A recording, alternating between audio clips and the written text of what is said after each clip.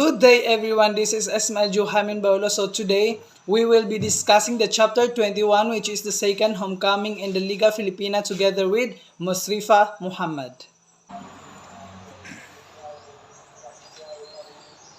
Ang pagbabalik ni Rizal sa Maynila noong Hunyo 1892 ay ang kanyang ikalawang pag-uwi. Ang kanyang unang pag-uwi mula sa ibang bansa ay noong Agosto 1887. Minarkahan nito ang kanyang muling pagpasok sa kampanya para sa mga reforma. Matibay ang kanyang paniniwala na ang laban para sa kalayaan ng mga Pilipino ay nagkaroon ng bagong yugto. Dapat itong ipaglaban sa Pilipinas, hindi sa Espanya. Nasa Pilipinas ang larangan ng digmaan, sabi niya sa mga kababayan sa Europa. Doon tayo dapat magkita, doon tayo magtutulungan at doon tayo maghihirap o magtatagumpay marahil, pagkalipas ng 2 buwan. Noong Disyembre 31, 1891, inulit niya ang paniniwalang ito sa isang liham kay Blumentritt. Naniniwala ako na ang La Solidaridad ay hindi na natin larangan ng digmaan. Ngayon ay isang bagong pakikibaka. Ang laban ay wala na sa Madrid sa pag-uwi upang pamunuan muli ang kilusang reforma. Siya ay tulad ng biblikal na si Daniel na may balbas ng leon ng Espanyol sa sarili nitong den.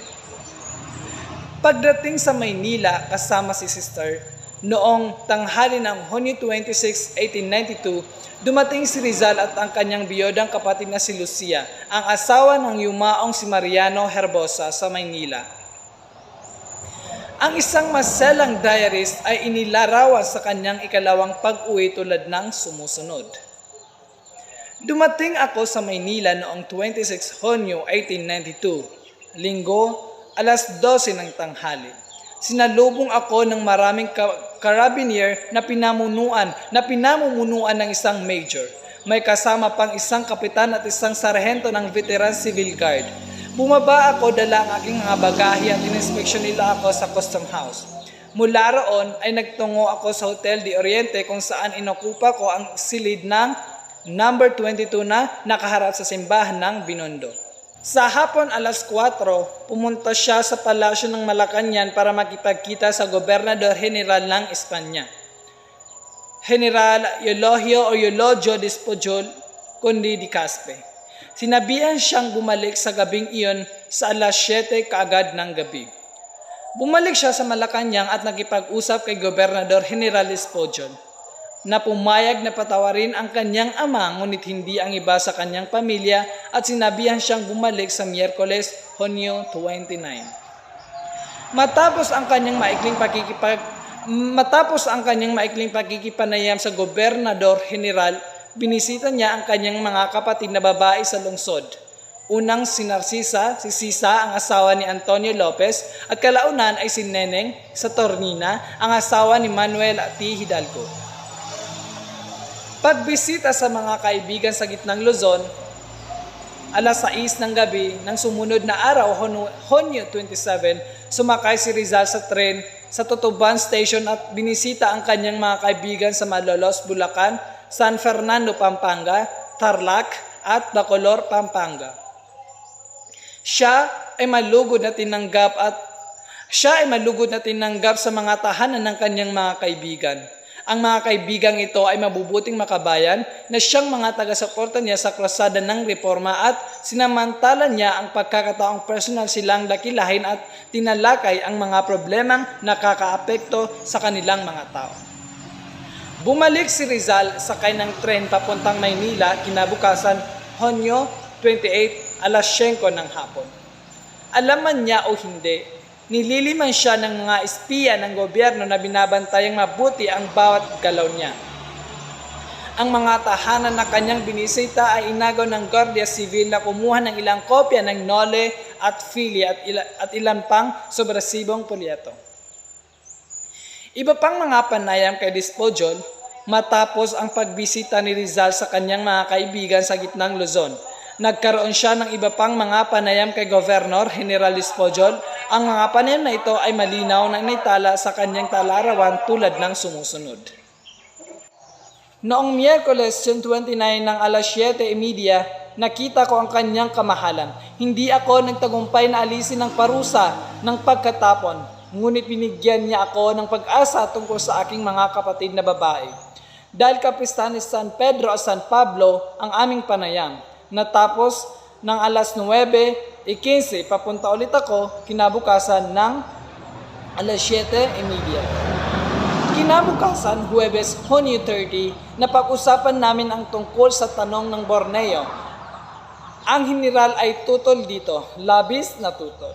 Sinabi niya sa akin na bumalik sa linggo. Noong linggo, July 3, bumalik ako. Nag-usap kami tungkol sa sari-saring mga bagay at nagpasalamat ako sa kanya sa pag-alis sa pagkatapon ng aking mga kapatid na babae. Sinabi ko sa kanya ng aking ama at kapatid na lalaki ay darating sa unang bangka. Tinanong niya ako kung gusto kong mag-abroad sa Hong Kong. Sabi ko sa kanya, oo. Sinabi niya sa akin na bumalik sa Miyerkules.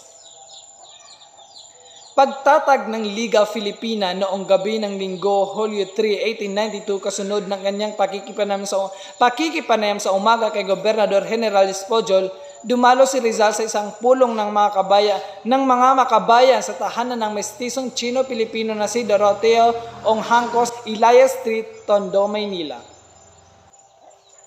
Ipinaliwanag ni Rizal ang mga layunin ng Liga Filipina, isang civic league ng mga Pilipino na nais niyang itatag at ang papel nito sa sosyo-ekonomikong buhay ng mga tao. Iniharap niya ang konstitusyon ng Liga na isinulat niya sa Hong Kong at tinalakay ang mga probisyon nito. Ang mga makabayan ay humanga at nalugod na inaprubahan ang pagtatag ng Liga. Good day everyone, I am Musripa C. Muhammad, the second reporter, and I am going to discuss the Constitution of Liga Filipina and Rizal in Fort Santiago and in Dapitan. So, kailan nga ba itinatag ang La Liga Filipina? When Dr. Jose Rizal finished and printed his two novels, The Nolimitangere and El Filibusterismo, he went to Hong Kong to meet his other siblings, Pasiano, Lucia, Josefa, and Trinidad, along with his parents. Then, on June 26, 1892, Rizal went back to the Philippines because of the Spanish government, which promised that they will not harass him anymore. After that, in the night of July 3, 1892, Dr. Jose Rizal founded and inaugurated the La Liga Filipina at the house number 176, Ilaya Street, Tondo, Manila.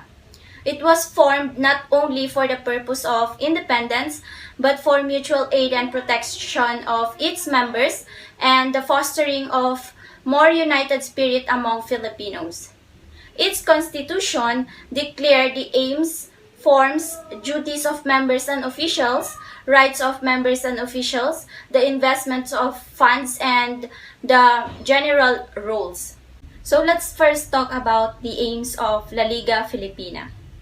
The aims of La Liga Filipina, as embodied in its constitutions, were the following.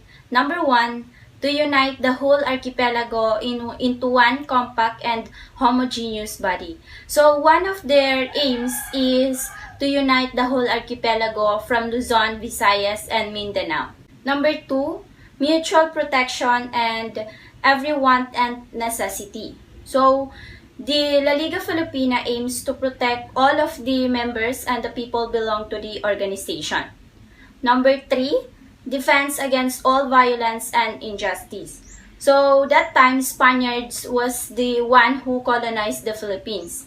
So the La Liga Filipina as an organization want to defend Filipinos against violence and the injustice of Spanish friars. Number 4, encouragement of education, agriculture, and commerce. As an organization, they encourage people to have an education, to have an idea about agriculture and commerce, because that time, only those people who like rich people can only have education or can only have hacienda, or people like don't have any money to do hacienda work. So number 5, study and application of reforms. So La Liga Filipina was the organization needed to reform movement. So the motto of the Liga Filipina was Unus Instar Omnium, or meaning one like all. Moving forward, the governing body of the League was the Supreme Council, which had jurisdiction over the whole country. It was composed of a president, a secretary, a treasurer, and a fiscal. So later, i-discuss natin ang bawat membro ng organisasyong La Liga Filipina and those people behind in this position. So, lahat ng Pilipinong may pagmamahal at malasakit sa bayan ay maaaring maging kasapi o miyembro ng organisasyon. Ngunit bawat miyembro ay magbibigay ng paunang bayad na 2 piso at buwanang kontribusyon na 10 centavos. So, these are the members of La Liga Filipina. Jose Rizal is the founder. Ambrosio Salvador is the president. Agustin de la Rosa is the fiscal. Bonifacio Arevalo is the treasurer, and the secretary is Deodato Arellano. And these are the other members: si Mabini, Bonifacio, Natividad, Bautista, Salvador, Dizon, Franco, Piaez, Del Rosario, Andriano, Lauza, and Onghongko. Ang mga sumusunod ay ang duties ng bawat miyembro ng Liga Filipina. Number 1, obey the orders of the Supreme Council. Number 2, to help in recruiting new members. Number 3, to keep and restrict secrecy the decisions of the Liga authorities. Number 4, to have a symbolic name which he cannot change until he becomes president of his council.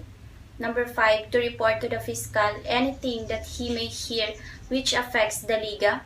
Number 6, to behave well as befits a good Filipino. And number 7, to help fellow members in all ways.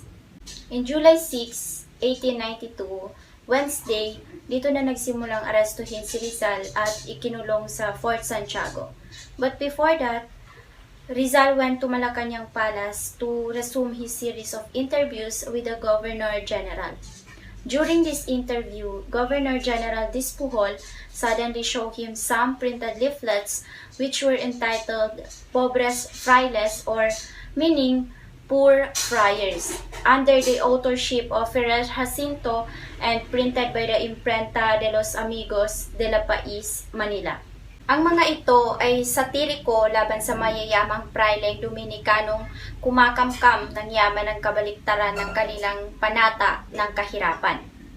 Mahigpit naman na itinanggi ni Rizal ang mga babasahing iyon na nasa kanya o nasa bagahe ng kanyang kapatid na si Lucia. Agad namang tinignan ng mga otoridad ng costume ang kanilang bagahe nang dumating sila mula Hong Kong at wala naman silang nakita roon. Sa kabila nito, kahit na itinanggi niya at humingi siya ng investigasyon ayon na rin sa batas, dinakip at dinala pa rin si Rizal sa Fort Santiago ni Ramon Despujol na pamangkin at ayudante ni Governor General Despujol. While Rizal was in Fort Santiago, he was kept incominado. So incominado means he's not able or he's not allowed to communicate with other people.